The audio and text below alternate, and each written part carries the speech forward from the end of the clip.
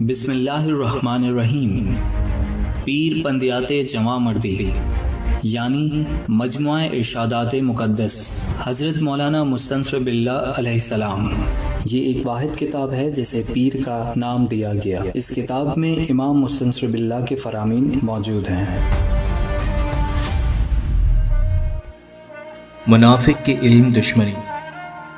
اے مومنوں اور اے عزیزوں، دوسرا مطلب یہ ہے کہ جب عالم ایک مجلس میں علم بیان کرتا تھا تو اس میں اچانک ایک منافق آ ملا، اور وہ جاہل منافق خدا اور علم سے بے خبر تھا۔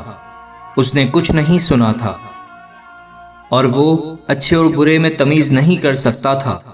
ایسا شیطان صفت اور گمراہ شخص اس مجلس میں پیدا ہوا، اور اس کے خیال میں یہ بات تھی کہ اس مجلس سے نکل جانے کے بعد اپنی طرف سے جھوٹ ملا کر اس عالم کی زبان سے کچھ باتیں کرے تاکہ اس عالم پر ہنسی اڑائی جائے، اور وہ عالم صاف دلی سے علم کی باتیں سناتا اور بیان کرتا تھا، اور بیچارہ عالم اس شیطان منافق اور منکر شخص کو کھوٹے دل سے آگاہ نہیں تھا، اور نہیں جانتا تھا کہ یہ شخص شیطان صفت ہے اور دل کی حیلہ و مکر رکھتا ہے۔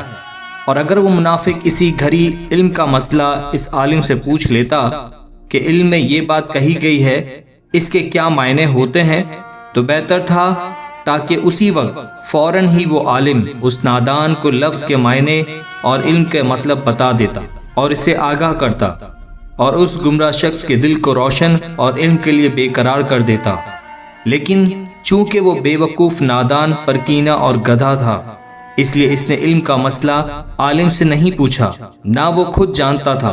اور اس کے بعد کہ وہ عالم وہاں سے چلا گیا، اور مجلس والے سب کے سب اپنے اپنے کام کے پیچھے چلے گئے، یہ عام نادان گدھے کہیں بیٹھ گئے، اور دوسرے چند گدھوں یعنی نادانوں کو بھی اپنے گرد جمع کر لیا، اور ان تمام شیطان کے فوجیوں نے اس عالم کی غیبت کے لیے زبان کھولی اور اس عالم کی بدگوئی اور عیب جوئی کرنے لگے۔ اے مومنوں اور اے عزیزوں، جو شخص معلم کی عیب جوئی کرتا ہے ایسا ہے جیسا کہ وہ خدا کی عیب جوئی کرتا ہو، وہ گناہ کبیرہ میں داخل ہو جاتا ہے۔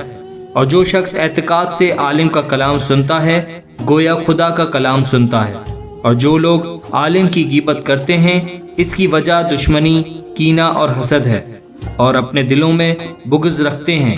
خدا کی لعنت ہو شیطان پر اور شیطان صرف لوگوں پر اور اہل حسد پر۔ اے عزیزوں، اگر وہ نادان اور بے وقوف دل میں حسد نہیں رکھتا اور حق کی طرف مائل ہوتا تو اسی گھڑی اس معلم سے کلام کی حقیقت پوچھ لیتا، اور معلم کلام کی حقیقت سے اس کو آگاہ کر دیتا، اور اس حقیقت سے اس نادان کا دل روشن، ملائم اور نرم ہو کر راہ حق کا طالب ہو جاتا۔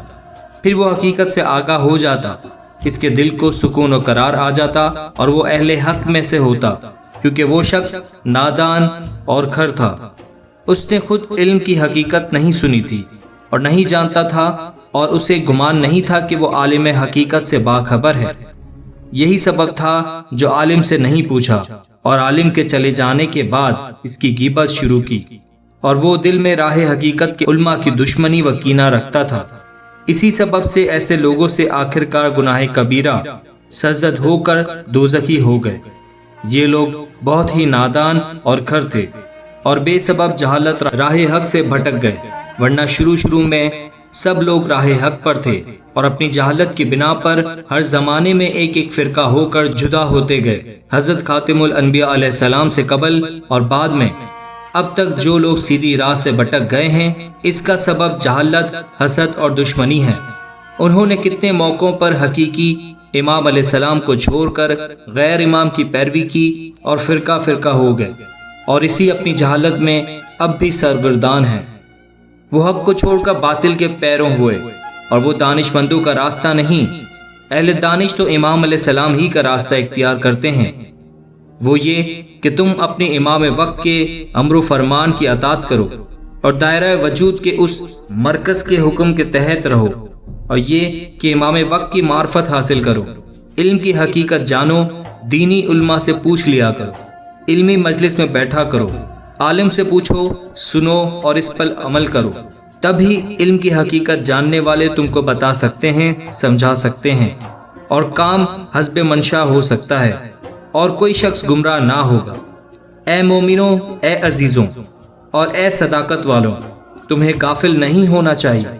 حق بات کی طرف توجہ دو، سیدھی راہ اور سچی بات کے طلبگار رہو، تحقیق و تصدیق سے راہ حق کو قبول کرو، حق و صدق کی باتوں میں بحث نہ کرو، اور کلام یعنی قرآن کے معنی و حقیقت سمجھ لیا کرو اور اس کی تعلیم دو اور اس کو سنو۔